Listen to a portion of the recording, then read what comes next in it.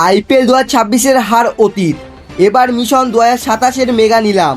KKR কি আবার ঘরে ফেরাচ্ছে শুভমান গিলকে, নাকি চড়া দামে কিনবে তেজস্বী জয়সওয়ালকে? গম্ভীরের মাস্টার প্ল্যানে থাকা সেরা 5 টার্গেট প্লেয়ার কারা, জানতে ভিডিওটি শেষ পর্যন্ত দেখুন।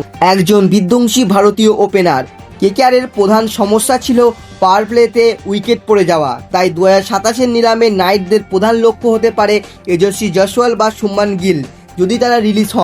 যদি তাদের না পাওয়া যায়, তবে অভিষেক শর্মার মতো তরুণ বিধ্বংসী ব্যাটসম্যান দলে নিতে কেকেআর ঝাঁপাবে। ইডেন গার্ডেন্সের ছোট বাউন্ডারিতে বাঁহাতি ওপেনার কেকেআরের জন্য সবসময় লাকি। সুনীল নারিনের ব্যাকআপ।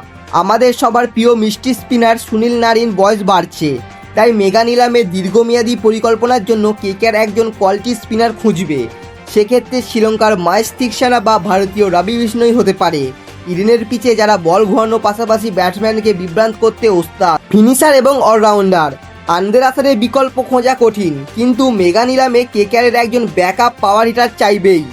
অস্ট্রেলিয়ার টিম ডেভিড বা দক্ষিণ আফ্রিকার স্টিফটন স্টাফ বা ডেভিড মিলারের মতো ফিনিশার দিকে নজর থাকবে ম্যানেজমেন্টের, যারা শেষ 4 ওভারে ম্যাচের মোড় ঘুরিয়ে দিতে পারে। ভারতীয় পেস বলার। গত কয়েক সিজনে কেকেআরের দেশি পেস বোলিংয়ে কিছুটা দুর্বল ছিল, তাই নিলামে আরজিপ সিং বা মোহাম্মদ সিরাজের মতো অভিজ্ঞ ভারতীয় বোলারদের টার্গেট করা হতে পারে। নতুন বলে উইকেট তোলা এবং ডেড ওভারে রান আটকানো দুটোই যারা পারে। Wicket keeper batsman. মিডল অর্ডারে ভরসা দিতে এবং গ্লাভস হাতে নির্ভরতা যোগাতে কেকেআর চাইবে একজন মারকুটে কিপার।